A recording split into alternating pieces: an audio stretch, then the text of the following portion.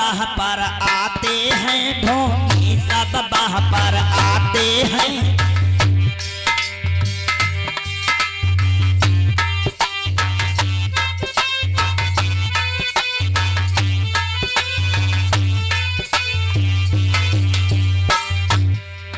आकर के राजा के सम्मुख ये अपना वचन सुनाए हैं, ये अपना वचन सुनाए हैं। भूप तुम्हारे राज में अन्याय हो रहे हैं, भूप तुम्हारे राज में अन्याय हो रहे हैं।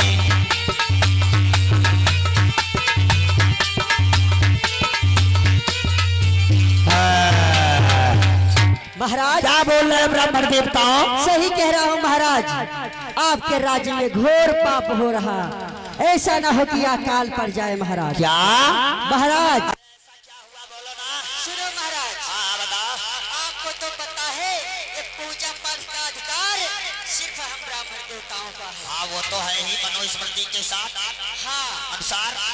और आजकल ये शूद्र समाज के लोग भी ज्ञान बांटने का काम कर रहे हैं महाराज। अरे ऐसा क्या हुआ जो शूद्र, कौन शूद्र हो गया ऐसा है जो ज्ञान बांट रहा है अरे हमारे साथ? महाराज हाँ वही शूद्र चमार रविदास। क्या हाँ महाराज, क्या कर रहा है वो? महाराज हाँ वो सभी नीची जाति के लोग जितने भी हैं हाँ उन्हें ज्ञान बताने का काम करता है। अच्छा। इतना होता तो मैं चुप बैठता महाराज, हाँ हाँ। लेकिन आज कुछ ऐसी बात देख कर आया हूँ, क्या? अगर आप सुनेंगे तो आपके पाँव के नीचे से जमीन अरे क्या देख कर आए हो ब्राह्मण देवताओं, जल्दी बताओ ना।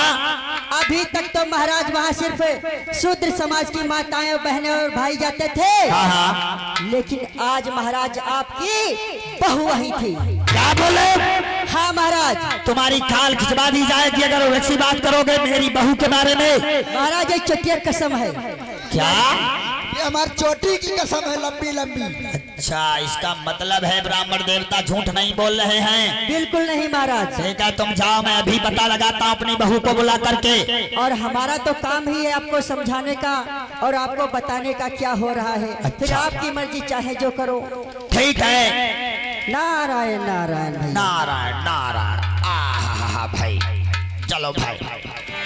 आज राजा बैठे, ढोंगी लोग देखिए कैसा खोद में बेद लगाकर चले गए। इधर मीरा को बुलाया है राणा सांगा ने।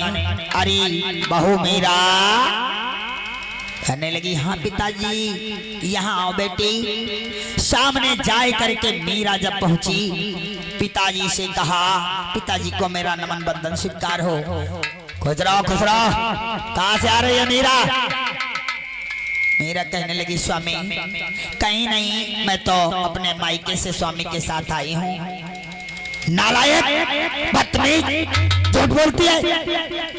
तू सच कहती है कि ससुराल से अपने मायके से आ रही है? हाँ पिताजी मैं अपने मायके से ही आई रही हूँ।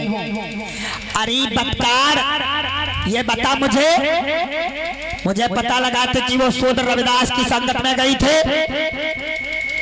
कहने लगी पिताजी मैं तो वो सतगुरु रविदास जी जो है ना बहुत अच्छा सत्संग सुनाते हैं। मैं अभी तक ढोंग पाठन फाकंड आडंबर की दीवानी थी। वो कन्हैया 16,108 रानी रखने वाला, उसकी चक्कर में मैं पड़ी थी। लेकिन अब मैंने सतगुरु रविदास जी के वचनों को सुना है, तब से मेरा दिमाग खुल गया है। मैं तो रोज ही सत्संग में जाया करूंगी पिताजी, आप भी चलो ना। कहने लगी नालायक, बदतमीज, तुझे शर्म नहीं आई? और बेहूदी बेशरम लुच्ची गुंदी नारी, जाकर बैठी रविदास भिन्न, तूने धरी दई शर्म उतारी। नालायक, वो शूद्र जाति का रविदास, तू उसके सत्संग में गई थी, तुझे मालूम है भी क्या होगा? उसकी संगत में जाएगी तो दुनिया वाले मेरे क्या कहेंगे कि शूद्र की संगत में राजा की बहू जाती। नालायक, दोबारा अगर तू गई तो तेरी खाल खींचूंगा मैं। नालायक।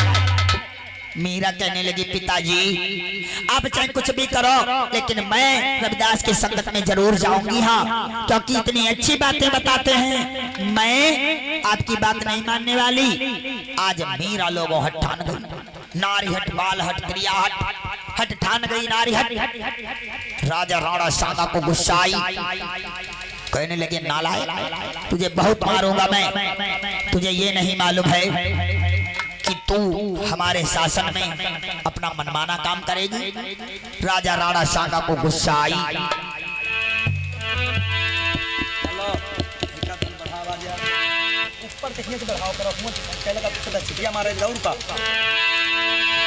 लगा मार बैठे नालायक, अगर दोबारा गई तो तुझे उधेड़ दूंगा।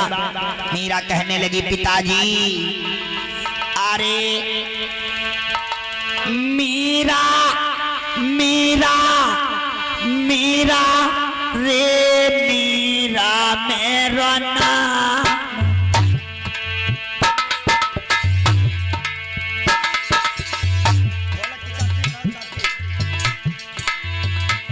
अरे मेरा मना मंगना फकीरी माँ,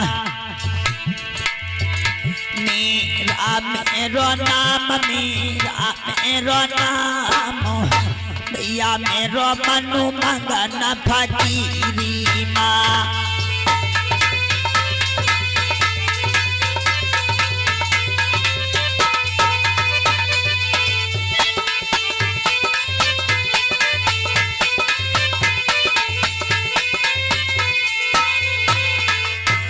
आज गोसाई राणा सांगा को उसे मारने लगे। नालायक तू जाएगी, मेरी बात नहीं मानेगी। अरे मीरा मीरा मीरा रे मीरई मेरो नाम,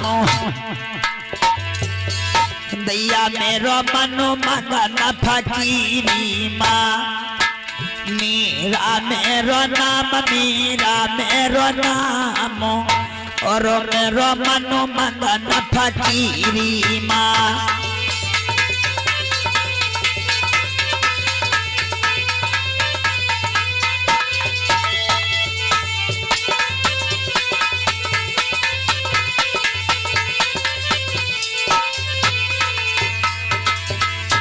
ही द्वाज कत्तो तुम बढ़ाओ तो घटाओ तो, लेकिन यह बढ़ता ही नहीं, हमें लगत है आवाज वत्ते पर पकड़े हैं।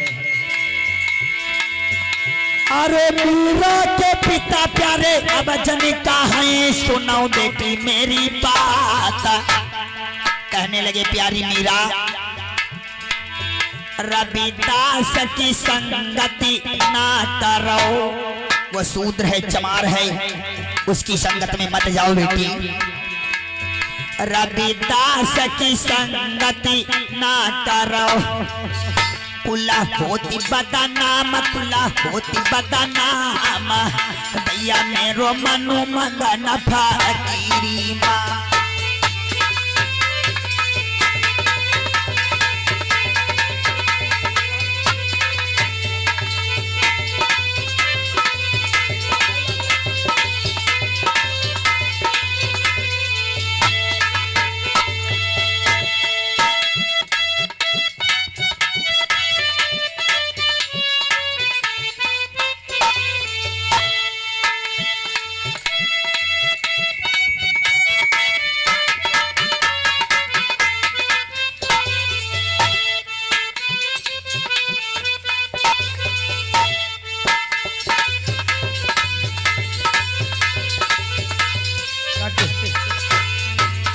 चाटी नहीं सही है रे बड़ा।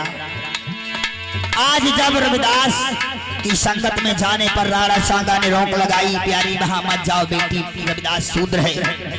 मीरा कहने लगी पिताजी, अरे मीरा पिता से बोली रे, सुनो पिता मेरी बात।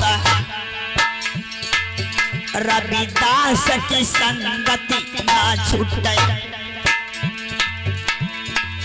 रविदास की संगति ना छूटई, कुला रही चाहे जाई, कुला रही चाहे जाई, रो मेरो मनु मगन फकीरी माँ।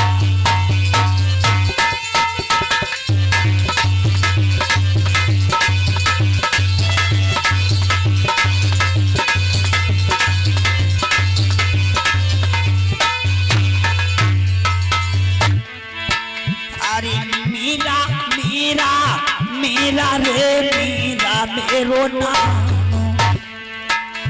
गुरु मेरो मनु मगन फकीरी माँ मीरा मेरो नाम मीरा मेरो नाम मैया मेरो मनु मगन फकीरी माँ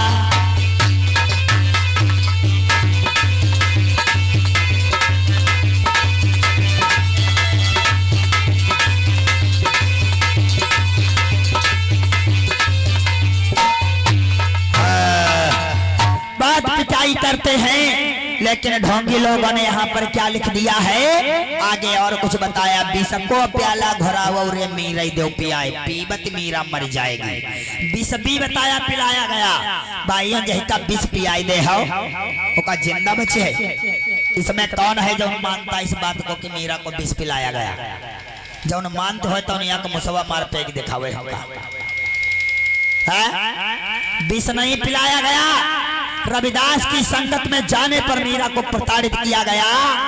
भाइयों कहने लगे नाला निकल जाए से, दोबारा अगर शकल दिखाई तुझे उठा करके काट करके फिकवा दूंगा नालायक, अगर शुद्ध की संगत में गई। लेकिन मीरा नहीं मानती है।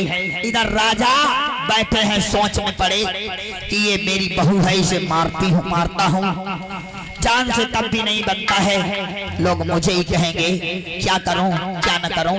ये सूचना है सभी लोग भाई भंडारे में भोजन हो गया चल गए बीरा न सुन ले उद्यान लगाई।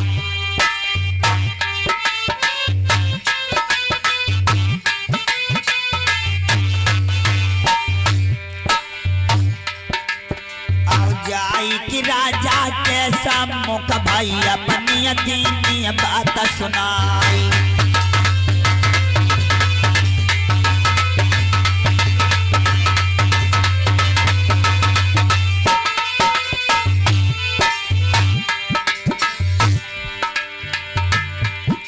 हेलो हेलो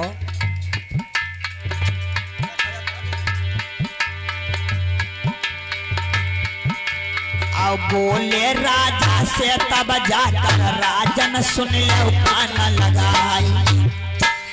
तुम्हारी बहू जो मेरा प्यारी बात ही मानी है कि नाई।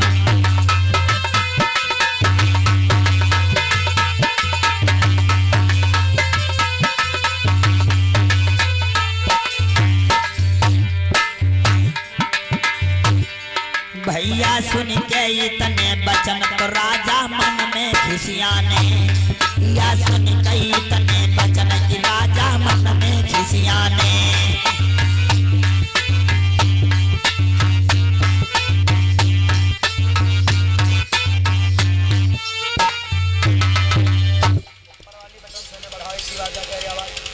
महाराज की जय जयकार हो, महाराज की जय जयकार हो। मंगल हो।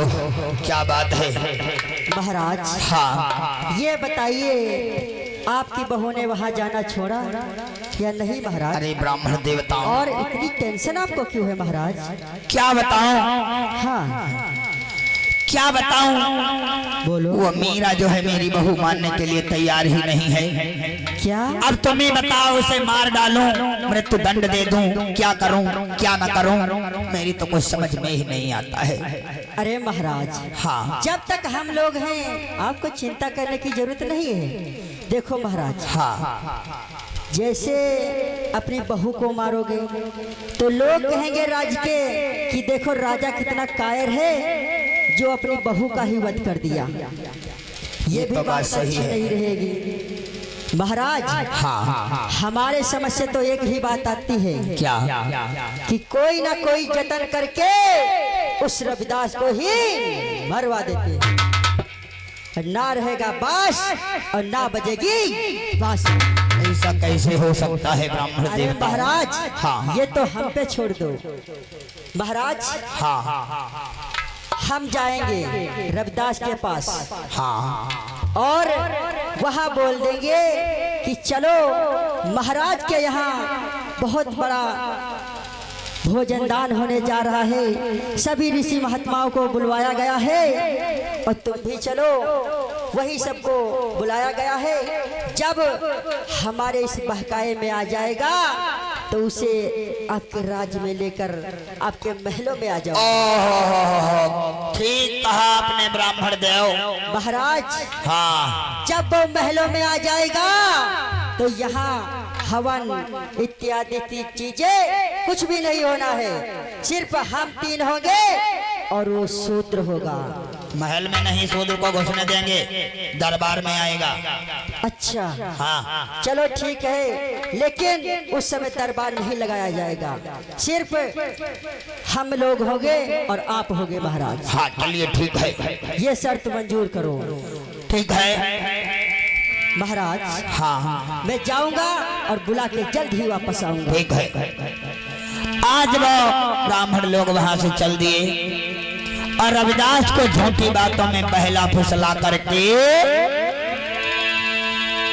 कि अब राजा तेरे सम करे दरबार में दो गुजारी।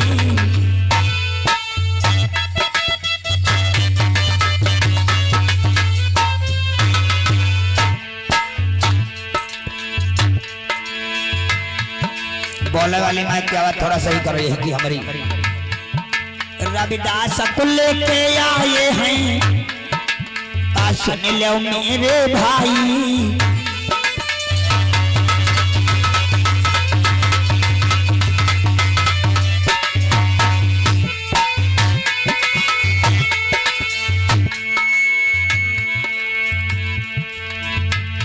भैया देख दिया जो रविदास को राजा मन में सोच रहे, या देख दिया जो रविदास की राजा मन में सोच रहे।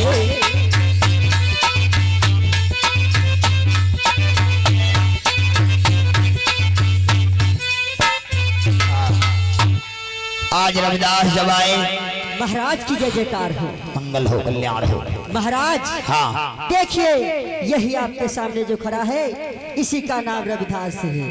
क्या सोच? तो ही वो रविदास है जो हमारी बहू को अपने चक्कर में चुंगल में फंसा के रखा है। दास कहने लगे नहीं महाराज, मैंने किसी को चक्कर या चुंगल में नहीं फंसाया है, मेरा सत्संग चल रहा था, आपकी बहू आ गई। हम संतों का परम धर्म है आए हुए व्यक्ति को, आए हुए सेवक को शरण से वापस नहीं करना चाहिए, इसीलिए मैं उसे मना न कर सका। वो स्वयं आई थी, मैंने उसको नहीं बुलाया था। महाराज हाँ, देख रहे हो कैसे कैंची की तरह जबान चला रहा है। आज राजा कहने लगे क्यों, ये बताइए। तुझको मनुस्मृति के अनुसार स्पष्ट लिखा हुआ है कि शूद्र करे जप तप व्रत नाना,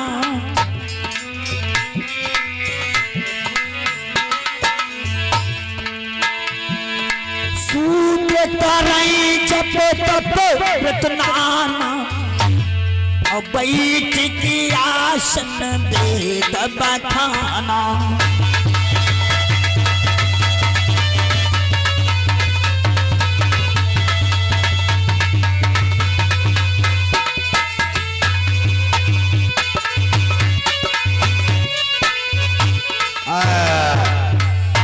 जप तप व्रत नाना, माला फेरना, तपस्या करना, व्रत रहना, नाना प्रकार से स्तुति करना भगवान इष्ट देवी देवताओं की तुम शूद्रों को मना है। फिर तुझसे किसने कह दिया ज्ञान बांटने के लिए शूद्र? अगर दोबारा तो मुझे कहीं भी ये रूप दिखाई दे गया तो तेरा बोझ करूंगा कि तू ही जानेगा। रविदास कहने लगे राजन, आप चाहे कुछ भी करो, हम संत जो हैं कि संत हृदय नवनीत समाना।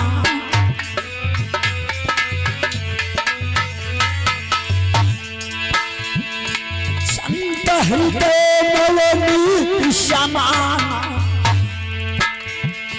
चाहे विपत्ति करम विधि नाना।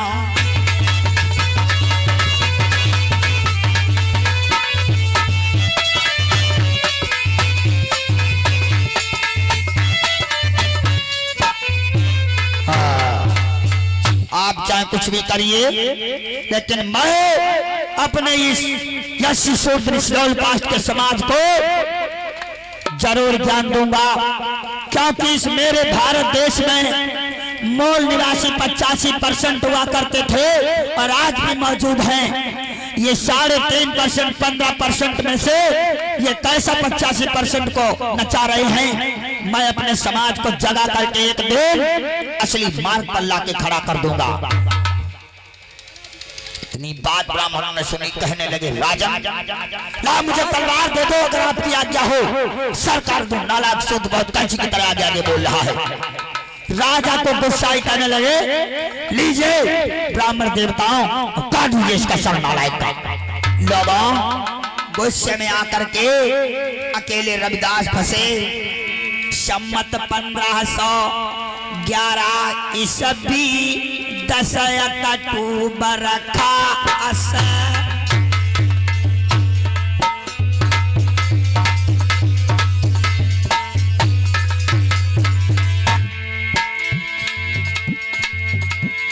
जनमत बिगुल बजाई किए मारी दये रविदास।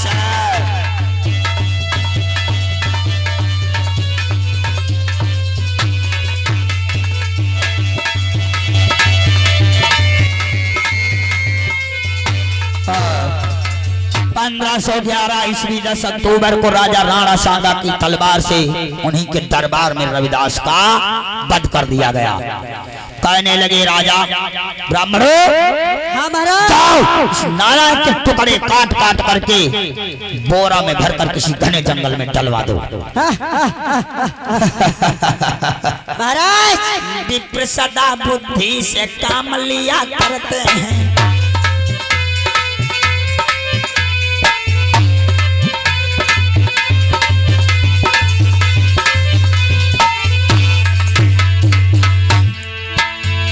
ब्राह्मण सदा बुद्धि से काम लिया करते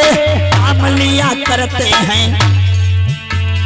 काम के बदले में दान लिया करते हैं। विप्र सदा बुद्धि से काम किया करते हैं।